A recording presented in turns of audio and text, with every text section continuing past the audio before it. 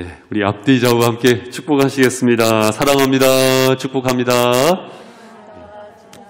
사랑합니다. 축복합니다. 반갑습니다. 뿔싸! 저 사람들처럼 되지 말아야지. 우리가 지난주 일에 나훔서 말씀을 보면서 유대민족을 그렇게도 괴롭혔었던 아수르의 니느웨 사람들을 이렇게 보는 가운데 반면교사로 삼아야지 이렇게 귀한 메시지를 받는 가운데 신앙의 경각심을 갖게 되었습니다. 오늘은 그에 이어서 두 번째 반면교사로 삼아야 할 사람, 우리가 주중에 큐티하는 가운데 말씀을 보셨겠습니다마는 나답과 아비후를 바라보면서 반면교사를 삼고자 하는 것입니다. 성경 인물 사전에 총 성경에 등장하는 인물이 1897명으로 이렇게 소개가 되어져 있더라고요. 이 1897명의 성경에 등장하는 인물 가운데 저마다 성격이 있죠. 또 본받을 만한 면도 있고 또 그렇지 못한 면이 있는데 이 나답과 아비후 같은 경우에는 안타깝게도 반면교사의 대상이 되는 것이시죠. 이 나답과 아비후가 어떤 사람입니까, 여러분? 모세의 형 아론의 네 아들 중에서 두 아들 나답과 아비후가 아니겠습니까? 그런데 이들은 사실 보통 사람들이 아니었어요. 모세를 따라서 시내산 중턱까지 갔었던 인물입니다. 모세와 아론과 그리고 70명의 장로들 그리고 나답과 아비후가 함께 시내산 밑에서요 하나님과 함께 음식을 먹으면서 대면을 하는 가운데 어마어마한 영적인 체험을 했었던 두 인물이 바로 이 나답과 아비후입니다. 우리가 10장 말씀을 봤습니다만 그 9장 말씀에 보면 아버지 아론을 도와서 제사를 관장하게 되죠. 그런데요, 그 제사 가운데 역할 수행을 하는 가운데 여호와의 영광이 백성에게 임하게 됩니다. 그리고는 불이 번제물을 사르게 되면서 백성들이 일제히 소리를 지르는 가운데 엎드립니다. 바짝 엎드려요. 한마디로 말해서 역할 수행을 멋지게 잘 했었던 두 인물이 바로 나답과 아비후인데요. 문제는 뭐냐면은 오늘 본문의 말씀 레위기 10장 1절 2절 말씀 우리 한 번 더 같이 읽겠습니다. 시작. 아론의 두 아들 나답과 아비후가 각기 향로를 가져다가 여호와께서 명령하시지 아니하신 다른 불을 담아 여호와 앞에 분향하였더니 불이 여호와 앞에서 나와 그들을 삼키매 그들이 여호와 앞에서 죽은지라. 여호와 앞에서 죽은지라. 안타깝게도 직사했다는 것입니다. 문제는 무엇이냐면은 당시의 제사장은요 불씨를 담는 놋그릇이 있었거든요. 출애굽기 27장 3절 말씀에 보면은 그 놋그릇에다가 불씨를 담아가지고요 내 성소로 들어와서 분향을 하게 되어 있었던 것이거든요. 그런데 그 향로에다가 오늘 말씀해 보니까 다른 불을 담았다. 여호와께서 명령하시지 아니한 다른 불을 담았다. 그것입니다. 이 다른 불은 무엇일까요? 히브리어로 에시자라라는 단어이더라고요. 이것을 다르게도 번역할 수 있는데 공인되지 않은 불, 비이스라엘적인 불, 이상한 불, 이방의 불, 금지된 불 이렇게 여러 의역을 할 수가 있거든요. 여하튼 중요한 것은 하나님께서 지칭하지 아니하신, 하나님께서 명령하지 아니하신 다른 불, 한마디로 말하면 자기 마음대로 분향을 했다는 것입니다. 사울 왕이 그랬잖아요. 사무엘 선지자가 오기 전에 본인이 제사를 관장해서 제사를 드리잖아요. 다른 불을 가지고 제사를 한 겁니다. 그렇다면 그 저변의 요인이 무엇이었을까? 오늘 본문의 말씀은 그것까지 설명을 해주고 있다는 말인데요. 9절 말씀을 보세요. 9절 말씀. 자, 본문의 9절 말씀에 보면 제가 대독해 드리겠습니다. 너와 내 자손들이 회막에 들어갈 때에는 포도주나 독주를 마시지 말라. 그리하여 너희 죽음을 면하라. 이는 너희 대대로 지킬 영영한 규례라. 나답과 아비후가 어떻게 한 겁니까, 여러분? 술을 마시고 제사를 관장을 했던 겁니다. 술을 마시고. 뭐 이렇게 설명할 수 있을까요? 최윤종 목사가 지금 설교를 해야 되는데 설교 단상에 오르기 전에 목도 좀 콜콜한데 막걸리 한 잔, 칵테일 한 잔, 소주 한 잔, 힘나네 하면서 설교하는 거예요. 나답과 아비후가 그래서 직사한 겁니다. 직사한 거예요. 그렇다면 오늘 본문의 말씀은 그러면 술 마시면 안 되는 거구나, 이 교훈인가? 그거 아닙니다. 그거 아닙니다. 지금 나답과 아비후가 믿음의 생활 속에서 엄중함을 잃어버린 거예요. 첫 번째는 어떠한 엄중함을 잃어버린 겁니까? 하나님 앞에 서 있다. 하나님 앞에서의 엄중함을 잃어버린 것입니다. 하나님 앞에서의 엄중함을 잃어버린 것입니다. 자신이 하나님 앞에 서 있다는 엄중함을 코람되어 하나님 앞에서, 자신이 하나님 앞에 서 있다는 것, 그것을 잊어버렸던 거예요. 그래서 본문의 말씀에 보면 여러분 1절 말씀 보셨죠? 하반절에 보니까 여호와 앞에 분향하였더니, 2절 말씀도 불이 여호와 앞에서, 2절 하반절에도 여호와 앞에서 죽은지라, 3번이나 반복해서 여호와 앞에서, 여호와 앞에서, 여호와 앞에서, 이것을 성서기자는 강조하고 있지 않습니까, 여러분? 출애굽기 3장 말씀에도 보면은 모세가 호렙산에서 떨기나무 불꽃을 경험하죠. 그 가운데 하나님 음성을 듣잖아요. 떨기나무 불꽃이 뭡니까, 여러분? 분명히 떨기나무가 타서 불이 나는데 다 없어지지 않아요. 타는데 다 없어지지 않습니다. 이것은 무엇을 말하는 것이냐면 이스라엘 백성들이요 400년 동안 온갖 고초를 겪잖아요. 그러나 없어지지 않아요. 사실 그것을 상징하는 것이거든요. 그 가운데 하나님의 음성을 듣는 것입니다. 불꽃 가운데 들려지는 음성, 모세야, 모세야. 동일하게 하나님께서도 여러분을 부르시는 줄로 믿습니다. 모세야, 모세야. 내가 여기 있나이다. 하나님 말씀하세요. 내가 선 곳은 거룩한 땅이니 내 발에 신을 벗으라. 거룩한 땅이라는 것입니다. 여러분, 그 땅이 왜 거룩한 땅일까요? 이 떨기나무는요, 참 신기한 나무예요. 어떤 시냇가에 심겨진 수양버들과 같지 않은 나무입니다. 물 한 방울 없어도 몇십 년을 사는 나무가 이 떨기나무예요. 이스라엘 아카시아라고도 말할 수 있는 그런 나무입니다. 그러니까 지금 모세가 있는 호렙산 떨기나무 곁에 그 땅은 어떤 땅입니까? 아주 메마른 땅, 아주 메마른 땅. 바람 불면은요, 모래먼지가, 흙먼지가 훅 일어나는 아주 척박하고 메마른 땅입니다. 하지만 그곳에 하나님께서 임재하시니 거룩한 땅이 되는 것입니다. 인간이 보기에 아무리 화려하다 하더라도 그곳에 하나님의 임재하심이 없다고 한다면, 거꾸로 말씀드리면 어떤 조건과 어떤 여건이 아니고 그곳에 하나님께서 계시다고 한다면 거룩한 땅인 줄로 믿습니다. 사랑하는 성도 여러분, 하나님의 거룩은 인간의 화려함에 있지 않습니다. 하나님의 임재하심, 거기에 하나님의 생명력이 있고 하나님이 허락하시는 부흥이 있고 하나님께서 일하시는 역사하심이 있고 하나님의 권능이 있는 것이죠.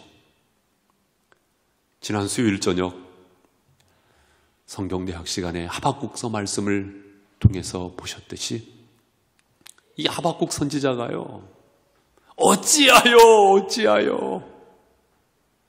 이스라엘의 패역을 목도하시나이까?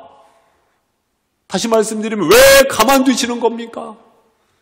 하나님께서 말씀하시잖아요. 바벨론을 들어서 내가 일을 할 것이다. 하나님의 음성을 듣게 되어진 하박국이 나중에 어떻게 바뀝니까, 여러분? 비록 어찌하여 항변하던 하박국이 나중에 비록 무화과 한 나무가 무성치 못하며 포도나무에 열매가 없으며 우리의 양이 없으며 외양간에 소가 없을지라도 밭에 식물이 없으며 모든 것이 없다 할지라도 나는 여호와를 인하여 즐거워하며 나의 구원의 하나님을 인하여 기뻐하리로다. 주 여호와는 나의 힘이십니다. 나의 발을 사슴과 같게 하사 나로 나의 높은 곳에 다니게 하시리로다. 하나님을 만나면서 하나님을 경험하면서 하나님의 임재하심 안에서 바뀌는 것입니다. 여러분, 바뀌는 것입니다. 우리도 마찬가지입니다. 사랑하는 성도 여러분, 하나님의 임재하심 속에서 하나님 앞에서 우리의 삶이 바뀌어지는 은혜의 역사가 있기를 바랍니다. 이것을 가리켜서 우리는 신전의식이라고 합니다. 신전의식. 우리가 이 시간 예배를 드리면서도 예배자로서 하나님 앞에서 예배하고 있는가? 우리의 삶의 현장 속에서 순간순간마다 우리가 이 신전의식을 잃어버리고 있지는 않는가? 근육도요, 코어 근육이라는 것이 있습니다. 그 코어 근육이 잘못되면요, 몸이 틀어지게 되고요, 몸의 건강을 잃어버리게 됩니다. 신앙의 고백도 이 코어 신앙의 고백과 같은 것이 무엇이냐면, 따라해 보세요. 하나님 앞에서 곧 신전의식입니다. 이것을 잃어버리게 되면 연쇄 반응이 있게 됩니다. 사랑하는 성도 여러분, 우리는 이 신전의식, 하나님 앞에 서 있다는 이 신전의식을 되찾아야 할 줄로 믿습니다. 언제? 바로 이 시간에 우리는 되찾아야 합니다. 그럴 때에 우리의 생각이 바뀌어지게 되고, 그럴 때 우리 판단이 바뀌어지게 되고, 그럴 때 우리의 선택이 바뀌어지게 되고, 그럴 때 우리의 생활의 방식이 바뀌어지게 되지요. 베드로전서 2장 9절 말씀에도 너희는 택하신 족속이요 왕같은 제사장이라. 사랑하는 성도 여러분, 나답과 아비후만이 아닙니다. 오늘날 우리는 하나님께로부터 택하심 받은 족속이면서 누구나 다 하나님 앞에 가까이 나아갈 수 있는 놀라운 자녀된 권세를 받은 이 시대의 제사장이라는 것입니다. 하나님의 택하심 받은 제사장으로서 하나님 앞에 서 있는 자임을 다시금 자각하면서 한 주간의 삶을 시작할 수 있는 은혜가 있기를 주님의 이름으로 권면을 드립니다. 두 번째로 3절 말씀을 보시면 제가 읽어드리겠습니다. 모세가 아론에게 이르되 이는 여호와의 말씀이라 이르시기를 나는 나를 가까이 하는 자 중에서 내 거룩함을 나타내겠고 온 백성 앞에서 내 영광을 나타내리라 하셨느니라. 아론이 잠잠하니. 여러분, 여기 말씀해 보니까 나는 나를 가까이 하는 자 중에서 내 거룩함을 나타내겠고, 하나님의 의도는요, 나답과 아비후를 통해서 하나님의 거룩함을 나타내기를 원하셨었던 겁니다. 나답과 아비후가 그런데 이러한 지경에 이르게 된 거예요. 아론이 아무 말 못해요. 아론이 할 수 있는 말이 없지요. 아무 말 못하는 겁니다. 사랑하는 성도 여러분, 이처럼 하나님께서는 하나님의 사람을 통해서 거룩함을 나타내기를 원하십니다. 어마어마한 책임을 맡은 거예요. 어마어마한 책임을 맡은 겁니다. 그런데 이 나답과 아비후가 이 책임, 바로 이 책임자로서의 엄중함을 잊어버리고 있었던 겁니다, 여러분. 잊어버리고 있었던 것입니다. 그 다음 말씀에 보면은 이 모세가요, 미사엘과 엘사반을 부릅니다. 미사엘과 엘사반을 불러요. 이 미사엘과 엘사반은 누구냐면은 나답과 아비후의 사촌이거든요. 그래가지고 이 시체를 치우게 합니다. 사실 나답과 아비후의 동생들이 있었어요. 그 동생이 누구예요? 엘르아살과 이다말입니다. 동생들이 있었음에도 불구하고 저 멀리 사촌들을 부른 이유가 뭐냐면은 엘르아살과 이다말은요, 이 제사장직을 승계해야 할 두 사람. 당시에 제사장이 시체를 만질 수가 없었거든요. 그렇기 때문에 미사엘과 엘사반을 불러서 시체를 치우게 합니다. 이처럼 제사장은요, 막중한 책임감이 있는 것이죠. 막중한 책임감이 있는 것입니다. 자칫 이 책임감을 잃어버린다고 한다면, 상실한다고 한다면, 이 엄중함을 잃어버린다고 한다면 안 되겠죠. 사랑하는 성도 여러분, 우리 역시 하나님께서 맡겨주신 책임감에 대한 엄중함을 가져야 하겠습니다. 그 엄중함을 가져야 합니다. 스데반 집사님 같은 경우 참 훌륭한 집사님이시잖아요. 마지막 죽는 순간까지 그 책임을요 놓지 아니합니다. 3주 전에 제가 자가격리를 할 때에 제 친구 목사인 장성환 목사님께서 말씀을 전해주셨잖아요. 지금 현재 공군사관학교의 심리학 교수이기도 한 그 목사님. 언젠가도 소개 말씀을 드렸습니다마는 참 사랑했었던 애제자 심정민 소령, 참 신실한 크리스찬이었다고 하더라고요. 근데 이 심정민 소령께서 전투기 조종사로서 마지막 그 순간에 출사할 수 있음에도 불구하고 탈출할 수 있음에도 불구하고 그것을 선택하지 않고 끝까지 핸들을 놓지 않았던 그 사례를 저에게 이야기를 해주더라고요. 그 이유가 무엇이었어요? 민가가 보였던 겁니다.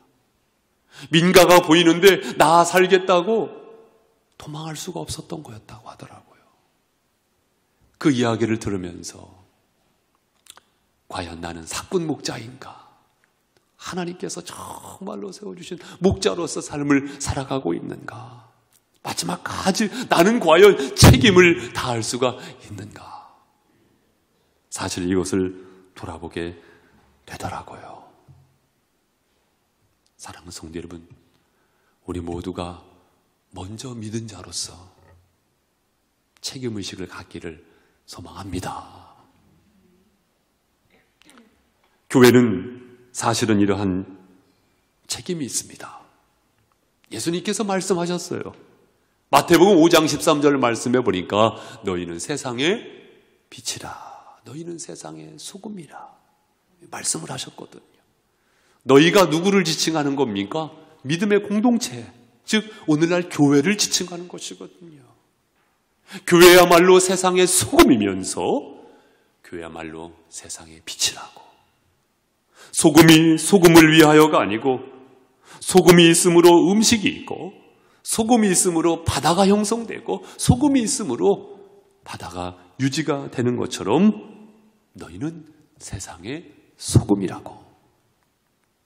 빛이 빛 자신을 위한 것이기보다 빛이 있으므로 길이 밝혀지고 빛이 있으므로 동네가 밝히워지는 것처럼 너희는 세상의 빛이라고 주님 말씀하셨습니다.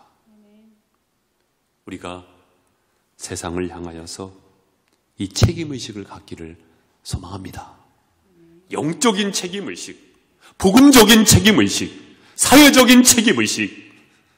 사실은요, 그것을 우리가 하나님 앞에서 가질 필요가 있겠습니다. 저 역시 담임 목사로서도 교회의 부름을 받았죠. 지역교회의 부름을, 우리 교회의 부름을 받았죠. 하지만 그것이 전부가 아니잖아요. 그와 동시에 우리는 바로 이 지역사회 그리고 이웃과의 관계성 속에서 부름받은 자로 살아가야 할 줄로 압니다. 여러분 모두도 마찬가지 아니겠습니까? 이웃과의 관계성 속에서 과연 우리는 선한 이웃으로 살아가고 있는가? 예컨대 민원실에 갔을 때 우리는 더 친절하게 대할 필요가 있습니다. 왜요? 나의 말솜씨를 통해서, 나의 행실을 통해서 예수의 흔적이 나타나거든요. 나의 일터의 현장 속에서 우리는 책임의식을 갖습니다. 물론 그 일터의 책임자라는 의미도 있지만 영적인 책임의식을 갖습니다. 왜요? 내 삶의 흔적을 통해서 예수의 흔적이 사실은 나타나는 크리스찬이기 때문입니다. 사랑하는 성도 여러분, 형과 동생이 싸웠습니다. 동생이 항상 사고를 저지르는 사고뭉치예요. 형이 말합니다. 야, 이놈아, 아빠는 나만 사랑하셔. 너는 그래서 안 사랑하셔. 아빠가 큰아들을 조용히 불렀습니다. 아들아, 네 동생 때문에 아빠가 마음이 아픈 거 사실인데 나는 너를 기쁜 마음으로 사랑하고 네 동생은 아픈 마음으로 사랑한다. 어떻게 보면 아픈 마음으로 사랑하는 것이 더 사랑하는 것일 수도 있어요. 큰아들도 사랑하고 작은 아들도 사랑하는 것입니다. 그 사랑에는 눈물이 스며 있는 사랑이죠. 이 세상이 그렇습니다, 여러분. 우리는 종종 안타까운 장면을 보기도 합니다. 그러나 우리는 정죄할 필요가 없습니다. 하나님께서 사랑하는 것입니다. 우리는 하나님의 자녀로서 마땅히 책임의식을 가지고 우리는 영적 책임을 잘 감당할 필요가 있다는 것입니다.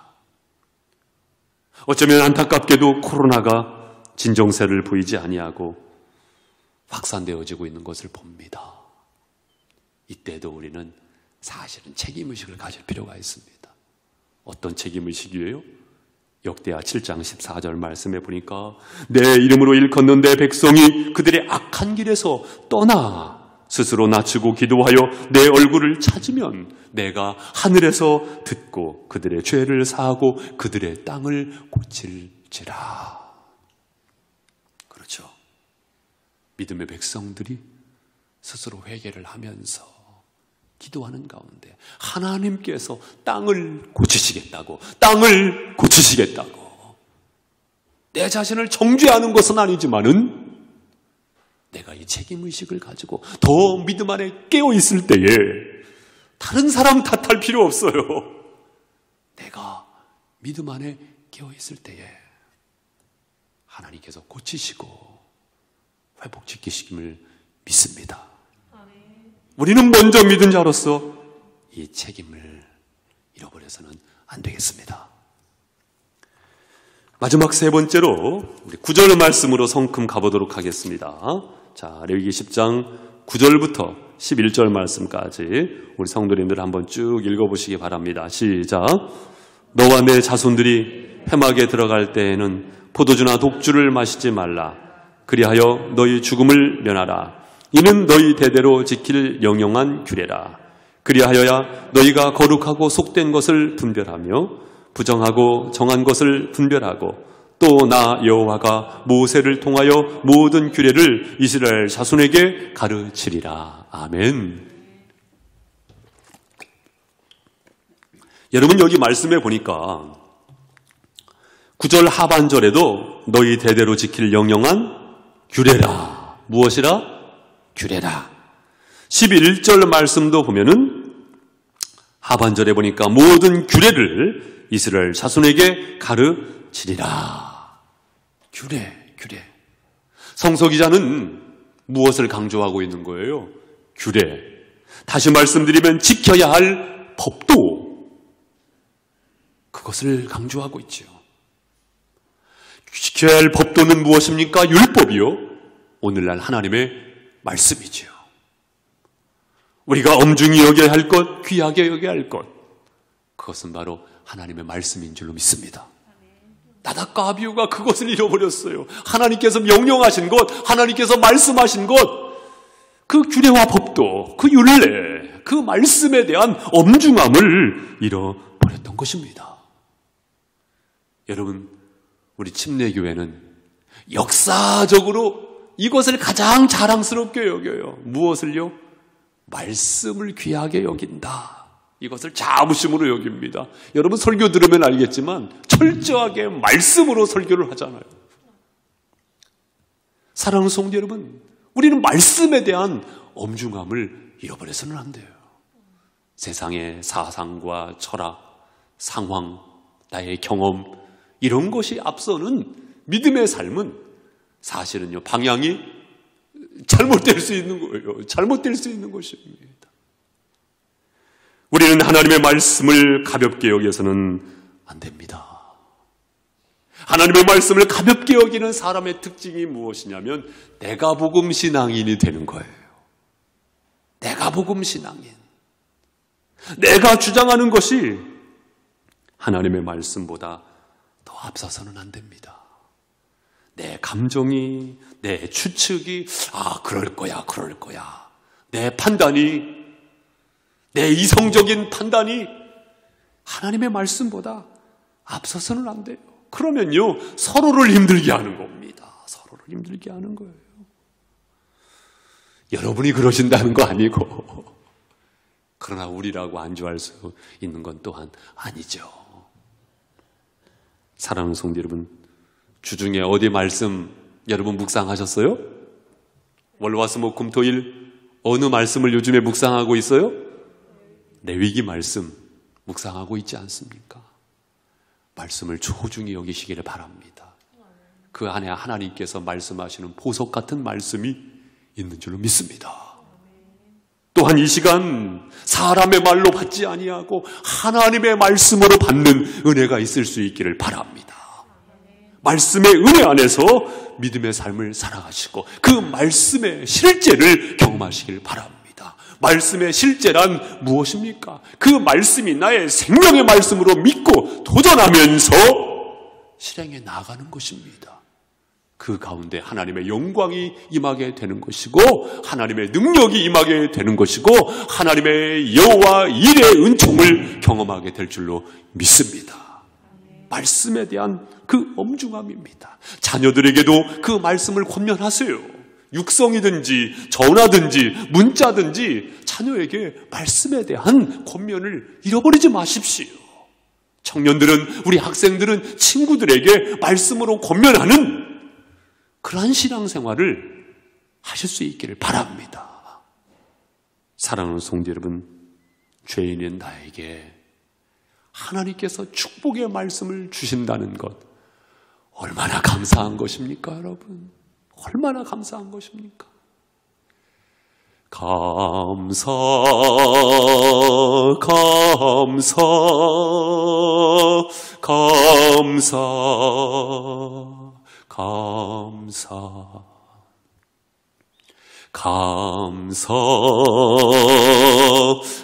감사,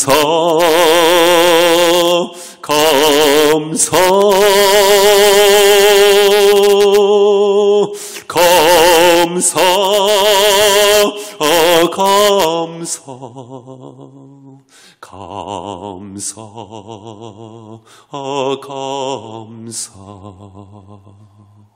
감사, 감사, 감사, 감사. 어떻게 보면 죄인인 나인데 하나님께서 나에게 임하셨어요. 죄인인 나에게 우리 하나님께서 책임자로서의 귀한 소임을 주시고 또한 귀한 사명도 맡겨주셨어요. 죄인인 나에게 하나님께서 축복의 말씀도 순간순간마다 열어주십니다. 우리는 이 영적인 감사를 잃어버려서는 안 되겠습니다. 여러분은 한 주간의 삶을 어떻게 설계하고 계십니까? 이 하나님 앞에서의 엄중함을 잃어버리지 마실 수 있기를 바랍니다. 영적인 책임자로서 믿음의 삶을 사십시오. 내가 바로 설 때 우리 가정이 바로 서게 됩니다. 내가 바로 설 때에 동서남북 내 주변인들이 많은 사람들이 옳은 대로 돌아오게 될 것입니다. 영적인 나침판이 되실 수 있기를 바랍니다. 사랑하는 성도 여러분, 하나님의 말씀을 더 귀하게 여기실 수 있기를 바랍니다. 이왕이면 나답과 아비후처럼 반면교사가 되지 마시고 이왕이면 예수님처럼 정면교사가 되실 수 있기를 바랍니다. 아이, 저 사람처럼 신앙생활 하지 말아야지. 반면교사가 되지 마시고, 저분은 참 내 신앙의 롤모델이셔. 저분은 참 내 인생의 롤모델이셔. 저도 사실은 그런 욕심이 있거든요. 그런 욕심을 우리는 가질 필요가 있습니다, 여러분. 이 자리에 계신 한 분 한 분, 우리 믿음의 가족 한 분 한 분께서 이러한 정면 교사로서 믿음의 삶을 여시는 이 한 주가 되시고 믿음의 여정이 되시기를 주님의 이름으로 축복합니다. 우리 함께 기도하겠습니다. 우리 이 시간 함께 기도하실 때 하나님께서 나에게 말씀하셨음을 믿으면서 기도하기를 원합니다.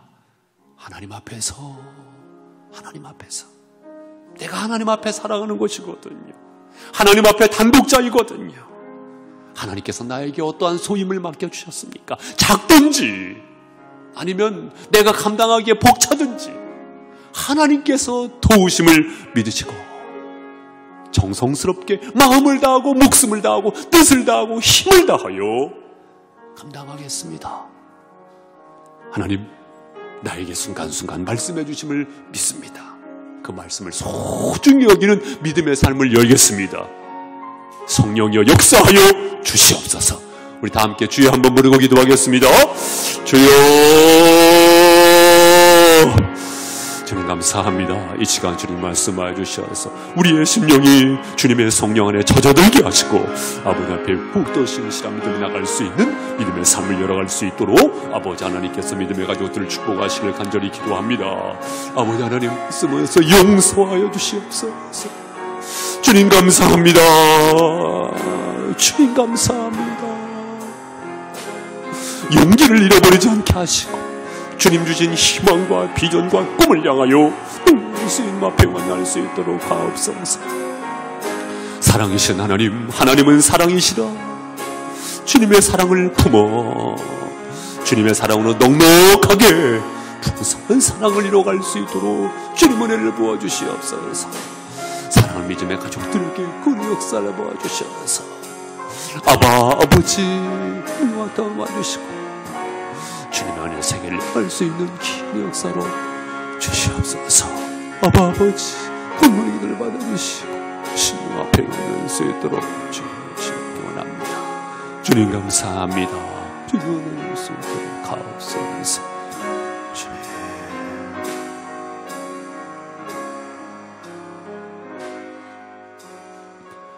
살아계신 하나님 아버지 감사합니다. 주님의 말씀 앞에서 이 시간 내 심령 깊숙한 곳으로부터 주님 기뻐하시는 삶을 향하여 다시금 용기를 품습니다.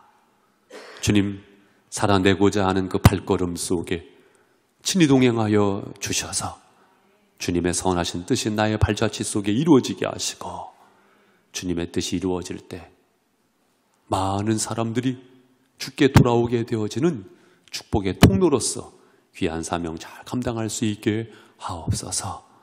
감사드리오므로 예수님의 이름으로 기도합니다. 아멘.